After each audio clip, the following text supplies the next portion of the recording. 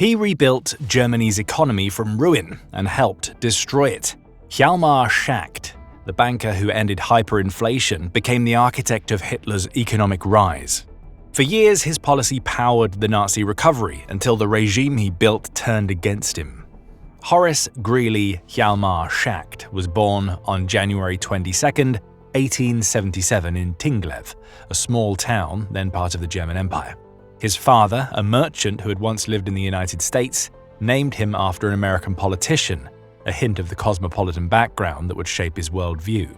Schacht studied economics in Munich, Leipzig, Berlin, and Paris before completing his doctorate at Kiel University in 1900. His sharp intellect and mastery of finance soon drew him into Germany's booming banking sector. In 1903, he joined the Dresdner Bank, one of Germany's leading financial institutions. By 1908, he was vice director, known for his efficiency and confidence in international finance. During the First World War, Schacht worked in occupied Belgium, advising the German administration in Brussels on economic and monetary affairs. There, he learned firsthand the mechanics of financial control under extreme conditions, lessons that would later resurface in his management of the German economy. When the war ended in 1918, Germany collapsed into political turmoil and financial chaos.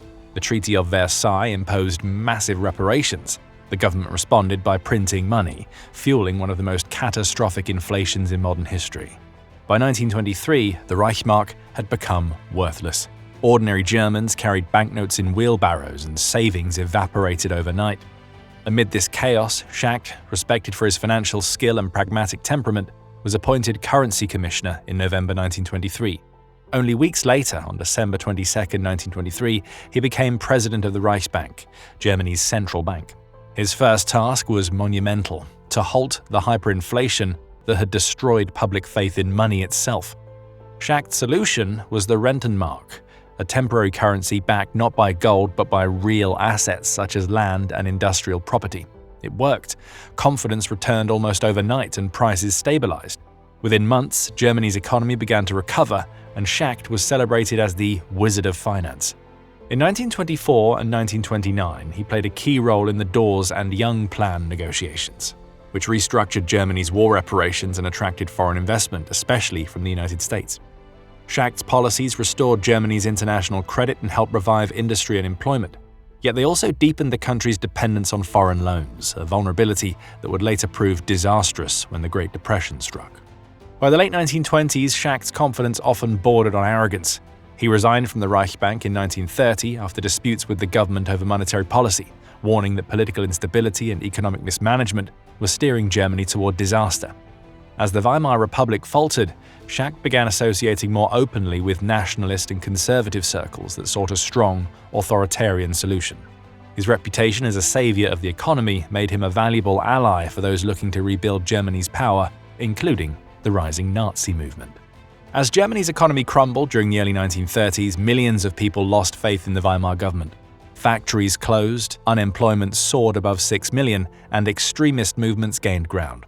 Schacht, though no member of the Nazi Party, saw Adolf Hitler as a political force capable of restoring order and national confidence. He began using his network of industrialists and financiers to advocate for Hitler's appointment as chancellor. In August 1932, he even wrote an open letter urging President Paul von Hindenburg to entrust the government to Hitler. When the Nazis seized power in January 1933, Schacht was soon drawn back to the center of German finance. On March 17, 1933, Hitler reappointed him president of the Reichsbank, recognizing his prestige among foreign investors and his proven ability to stabilize the economy. A few years later, on August 2, 1934, Schacht became Minister of Economics, one of the most powerful positions in the Third Reich. His dual role placed both fiscal and monetary policy under a single, calculating hand. Schacht's challenge was immense. Germany's foreign reserves were nearly gone, and rearmament ambitions clashed with the lack of hard currency. His response was the New Plan of 1934, an intricate system of state controls designed to rebuild Germany's economy while reducing its dependence on foreign imports. The plan restricted what could be imported, prioritized vital raw materials, and established bilateral trade agreements with countries in southeastern Europe and Latin America. Rather than paying in foreign currency, Germany used barter-like deals, exchanging industrial goods for raw materials to conserve its reserves. At home, Schacht oversaw the reduction of unemployment through massive public works, including the construction of the Autobahn network, housing projects, and industrial expansion. These programs created jobs and projected an image of recovery. For millions of Germans, life appeared to be improving, and Schacht was becoming one of the regime's most celebrated figures. Foreign observers noted, with awe, how quickly the Nazi government seemed to revive the economy. But behind the apparent recovery lay hidden risks. Schacht introduced MIFO bills, promissory notes issued by a shell company to secretly finance rearmament without official state debt. It was an ingenious form of economic deception that allowed Germany to rebuild its military far beyond the limits imposed by Versailles while maintaining the illusion of balanced budgets. These bills would later total billions of Reichsmarks, tying the nation's finances directly to war production. In May 1935, Hitler appointed Schacht as general plenipotentiary for war economy under a secret Reich defense law, giving him authority to coordinate Germany's economic mobilization. Yet even as he enabled rearmament, Schacht warned privately of the danger of overheating the economy and sparking another inflation crisis.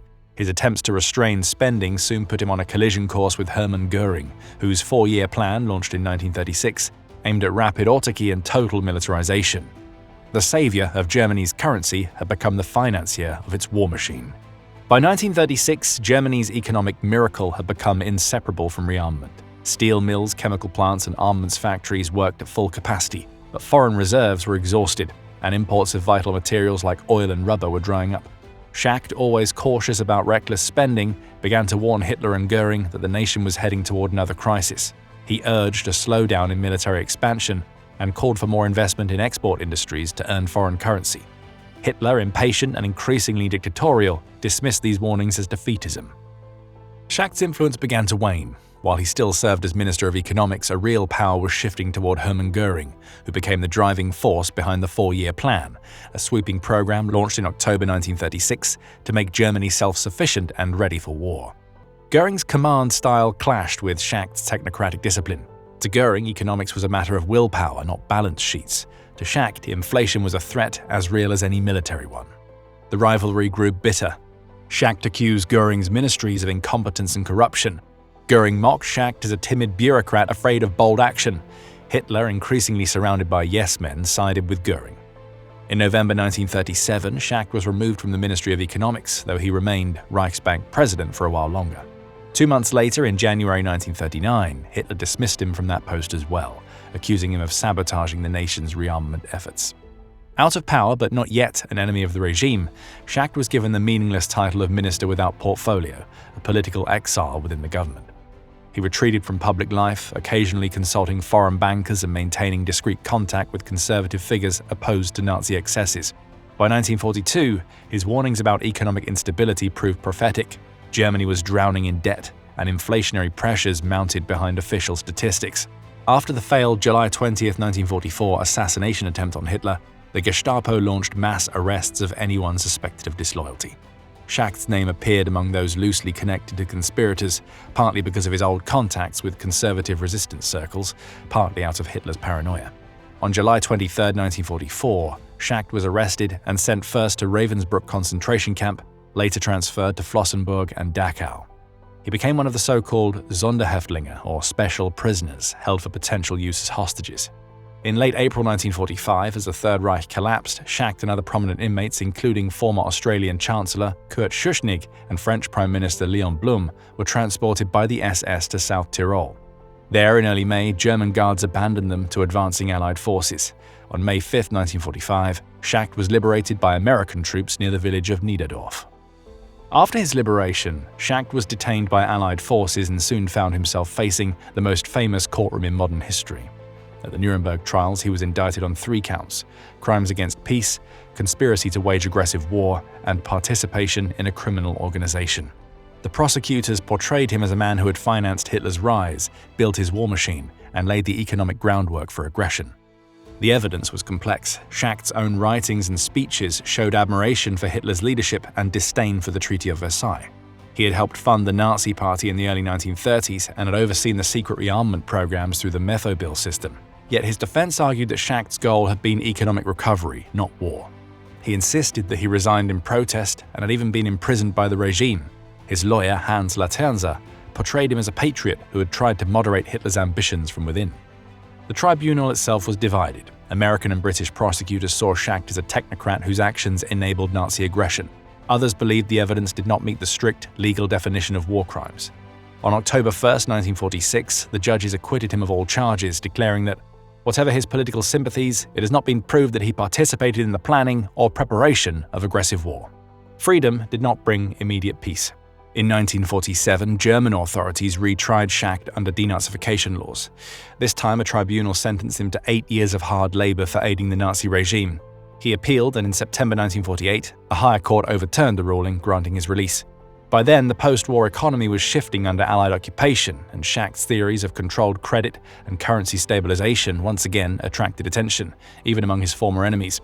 In the 1950s and 60s, Schacht reinvented himself as a financial consultant. He found a private advisory firm, the Deutsche Außenhandelsbank Schacht & Co., working with clients in developing countries from Indonesia to Iran. His reputation, however, remained deeply divisive. Schacht spent his final years in Munich, occasionally granting interviews in which he maintained that he had never been a Nazi, only a nationalist who wanted to see Germany strong again. He died on June 3, 1970, aged 93, and he was buried in Munich's Ostfriedhof. Even decades later, historians remain split. Some view him as a pragmatic economist whose tools were misused by the regime he served. Others see a man whose ambition and nationalism blinded him to moral responsibility. What is certain is that without Hjalmar Schacht's economic genius, Hitler's early consolidation of power and Germany's swift recovery may never have been possible. Thanks for watching. Next, watch The Mysterious Death of Fritz Todt, the engineer behind Hitler's war machine, to see how another of Hitler's masterminds met his fate. Like this video, subscribe, and hit the bell for more History Inside, and we'll see you in the next one.